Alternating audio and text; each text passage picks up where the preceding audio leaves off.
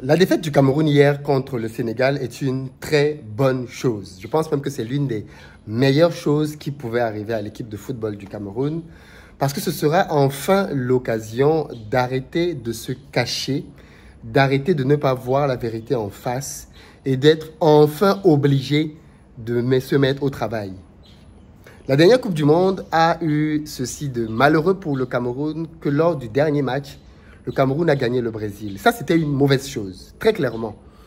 Parce que cette victoire du Cameroun contre le Brésil, malheureusement, est venue cacher toutes les lacunes de l'équipe, du sélectionneur, et donc a fait que les gens se sont dit, bof, on peut continuer avec les mêmes, on a quand même gagné le Brésil.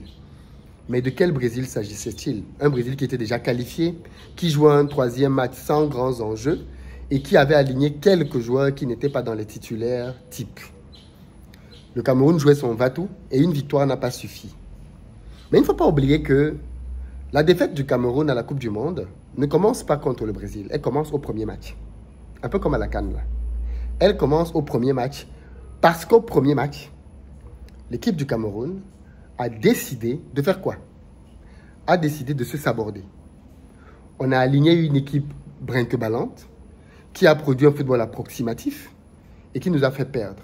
Lors du deuxième match, on a aligné une équipe qui était plutôt moyenne dans la tactique et qui est parvenue miraculeusement, il faut le dire, grâce à Vincent Aboubakar notamment et à Choupo-Moting, à arracher un score nul de 3 buts partout avec un premier but de Castelletto. Et avec la victoire sur le Brésil, on s'est dit non, c'était bon. Mais après la Coupe du Monde, je vous rappelle que pour venir à cette CAN en Côte d'Ivoire, l'équipe du Cameroun était dans une poule avec la Namibie, le Burundi, et a failli ne pas se qualifier avec un troisième qui s'était disqualifié.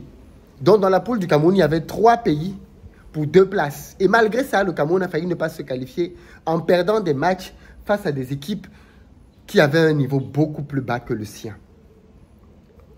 Ce que je veux dire ici, c'est que si vous pensez encore que c'est le meilleur en termes d'équipe qui gagne, vous vous trompez lourdement. Le Cameroun aujourd'hui a une équipe moyenne en termes de joueurs sur le terrain. Mais avec cette équipe moyenne, le Cameroun a largement de quoi gagner la CAN. Et c'est ce que je veux que vous compreniez. Tout va se jouer au niveau des choix du sélectionneur. Pour ceux qui suivent, n'eût été un sursaut d'orgueil énormissime. L'Algérie perdait contre qui? Contre le Burkina Faso il y a quelques minutes. Est-ce que sur le papier, le Burkina Faso peut faire match nul avec l'Algérie? À quasiment tous les postes, l'Algérie est meilleure que le Burkina. Mais quand on entre sur le terrain et que le Burkina Faso déploie sa stratégie de jeu, ils mettent en difficulté l'Algérie. Le Cap-Vert a été qualifié avec 2 victoires, 6 points. Est-ce que le Cap-Vert, vous pouvez me citer 3 joueurs de l'équipe du Cap-Vert? 3 joueurs, vous ne pouvez pas.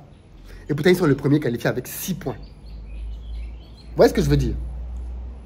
Si vous pensez encore que le football, c'est parce que j'ai les noms, c'est parce que j'ai les joueurs qui jouent dans des grands clubs, que je vais gagner, vous vous trompez lourdement. Lourdement.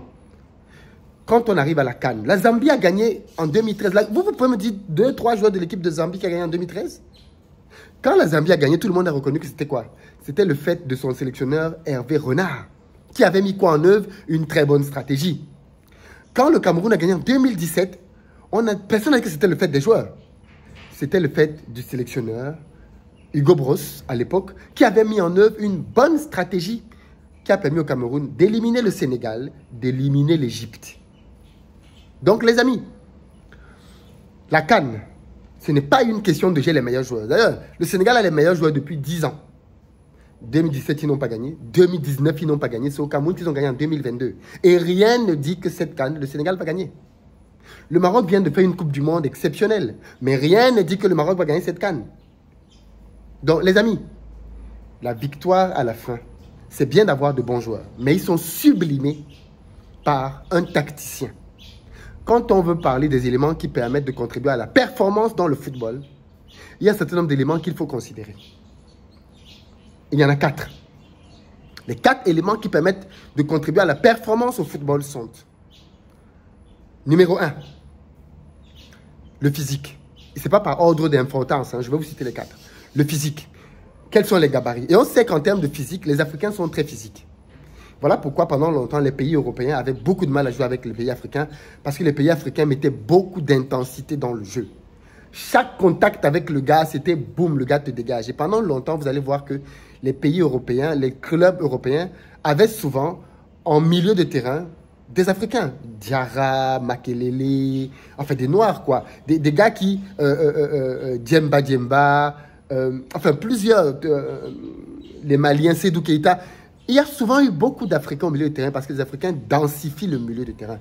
Paul Pogba, il densifie le milieu de terrain par le physique. Donc quand il te touche là, tu sens qu'on t'a touché. Et les pays du Maghreb ont souvent eu beaucoup de mal avec les pays subsahariens à cause de l'élément physique. Le physique joue énormément d'importance dans un match de football. Deuxième élément, la technicité des joueurs. Et c'est ici là qu'on a tendance à souvent évaluer les joueurs africains. Parce que quand on dit que le Sénégal a de meilleurs joueurs que les autres pays, c'est parce qu'on veut dire que le Sénégal a des joueurs plus techniques. C'est de la technicité dont on parle. Et la technique joue un rôle important dans le football. La technique, c'est la capacité à pouvoir effectuer certains gestes. Effectuer des amortis, des contrôles, des passements de jambes, des dribbles, des passes aveugles. C'est ça que l'on met dans la technique du football. Et à ce niveau-là, oui, c'est vrai.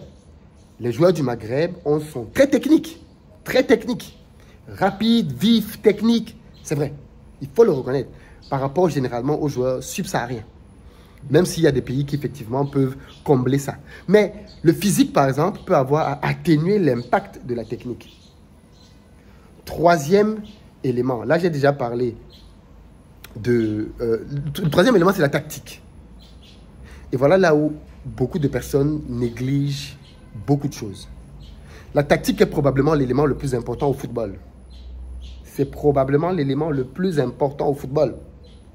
Parce que c'est grâce à la tactique que des petites équipes parviennent à faire déjouer de grandes équipes. C'est grâce à la tactique que David gagne Goliath. C'est grâce à la tactique que des toutes petites équipes... Regardez par exemple Guinée. Excusez-moi, mais le Cameroun a beau avoir une équipe que l'on peut qualifier de moyenne. Mais sur le papier, l'équipe du Cameroun actuelle, enfin je veux dire par rapport à la Guinée, est meilleure. Par rapport à la Gambie à venir au troisième match est meilleure. Mais rien ne garantit qu'on va gagner la Gambie. Rien ne garantit que... Voilà, la Guinée nous a fait match nul à 10 contre 11. Au prochain match, ça va être Sénégal-Guinée. Rien ne garantit que le Sénégal va gagner la Guinée. Alors que la Guinée, sur le papier, est plus faible. Pourquoi? Parce que la tactique joue un rôle prépondérant au football. Et c'est ce que je veux vous faire comprendre. C'est que quelqu'un, grâce à la tactique, peut surpasser ses faiblesses et ses manquements. Et c'est pour ça que les Camerounais, notamment, mais aussi les Ivoiriens, sont mécontents de leurs sélectionneurs. Parce que ces sélectionneurs ne subliment pas en termes de tactique les effectifs qu'ils ont. Le quatrième élément, mais je vais revenir sur la tactique parce que j'ai promis 4 éléments. Le quatrième élément, c'est le Hemley. C'est la détermination, l'envie. Vous avez peut-être souvent entendu ça. Les joueurs sont sur le stade, mais ils n'ont pas envie, ils se font bousculer à chaque duel, ils n'y vont pas à fond. Alors que les petites équipes, les gars jouent comme si c'était leur vie qui était en jeu. Chaque ballon, ils mettent toute leur hargne à aller chercher tous les ballons sur le terrain. Ça, c'est l'envie. Voilà les 4 éléments qui contribuent à la performance dans le football. Les 4. Et vous voyez que parmi les 4, l'élément sur lequel les gens font beaucoup de bruit en disant « Oh, excusez-moi, mais quand le Cameroun a tenu en échec l'Argentine en 90, est-ce que le Cameroun était techniquement plus fort que l'Argentine ?» Non. Le Cameroun était tactiquement bien positionné. Ils avaient étudié le jeu de l'Argentine.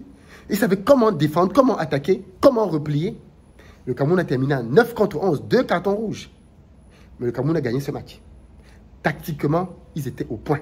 Physiquement, ils étaient au point. Ils bousculaient les Argentins partout sur le stade. En termes de motivation, ils étaient au top. L'Argentine avait une chose pour elle, c'était la technique. Mais la technique, elle seule, ne suffit pas à gagner un match de football. Donc ceux qui passent leur temps à nous dire « Oh, le Sénégal est meilleur », le Sénégal n'est pas meilleur parce qu'il n'a que la technique. C'est faux.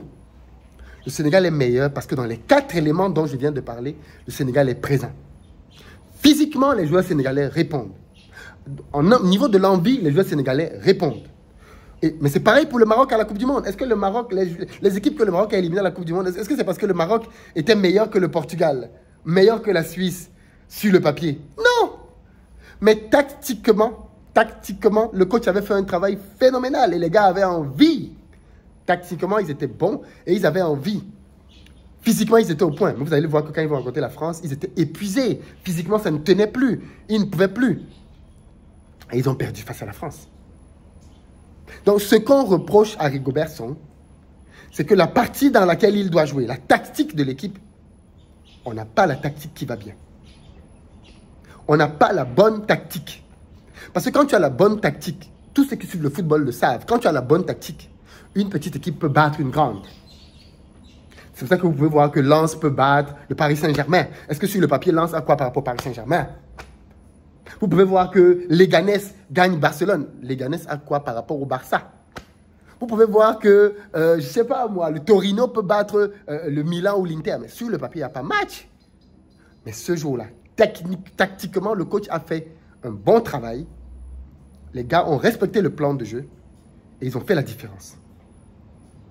Et c'est là où Rigobert Song nous cause énormément de dégâts. Parce que moi, je suis convaincu justement que avec une bonne tactique, cette équipe du Cameroun peut s'en sortir. Mais pas que l'équipe du Cameroun, l'équipe de Côte d'Ivoire peuvent s'en sortir et peuvent davantage rivaliser. En 2017, le Sénégal était très fort en 2017. Mais les Camerounais ont joué replié. À la fin du match, Aliou Cissé, c'était plein, oui, une seule équipe a joué ce soir. À la fin, ils ont perdu. Arrêtez la tactique.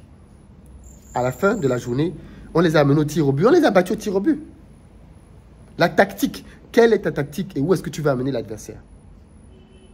Donc, chaque fois que vous allez voir dans cette canne, un petit gagner un grand, ce n'est pas parce que le petit a des bons joueurs. Donc, ceux qui veulent nous faire croire que le Cameroun a de moins bons joueurs, c'est pour ça qu'ils doivent perdre, c'est faux. Vous vous trompez.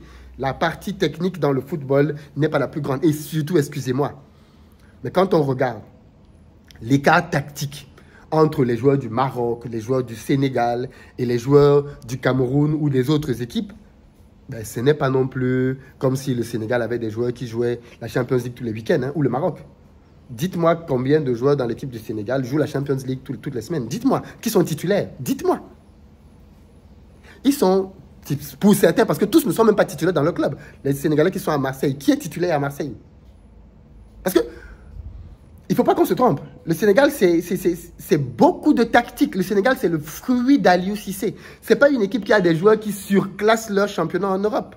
Ce n'est pas le cas. Par contre, tactiquement, Aliou Cissé a compris ses joueurs. Il sait ce qu'il peut obtenir d'eux. Ils ont envie. Il s'arrange à ce que les gars respectent son plan de jeu. Et c'est efficace. Mais sur le papier, à certains postes, le Maroc peut avoir de meilleurs joueurs.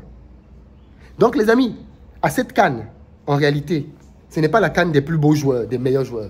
Ceux qui gagnent la CAN, c'est ceux qui ont un plan tactique qu'ils respectent. OK? Donc, pour ce match que Rigobert Song vient de nous faire, tactiquement, il est passé à côté. Il a certes mis, parce que c'est ça qui est intéressant, c'est que je vais faire peut-être une autre vidéo pour expliquer ça. Cette vidéo risque d'être très longue. Je vais faire une autre vidéo pour en parler. Qu'est-ce qui n'a pas marché? Ça mérite une vidéo. Mais je voulais quand même expliquer aux gens comment s'obtient la performance d'une équipe de football. Parce que beaucoup de gens ne voient qu'une chose. La technique, la technique, la technique, la technique. Et on nous sort la même chose sur tous les plateaux de télé. Les joueurs camerounais sont limités. Les joueurs ivoiriens ont ceci. Les joueurs cela ont cela. Non, la technique, c'est l'une des 4 composantes. C'est l'une des 4 composantes du succès. Il y en a 3 autres qui, quand elles sont bien maîtrisées, même si techniquement, tu n'es pas très bon, tu gagnes. La tactique, la volonté, l'envie. La volonté, l'envie, c'est super important. Et le physique. Dites-moi ce que vous en pensez.